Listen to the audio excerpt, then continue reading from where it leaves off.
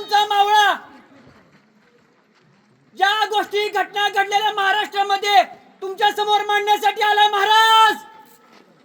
सिंधुदुर्गामध्ये गेल्या 3 महिन्यापूर्वी आपला पुतळा कोसळला, पण पाणवलेल्या डोळ्यांनी बघण्याशिवाय आमच्याकडे पर्याय नव्हता महाराज।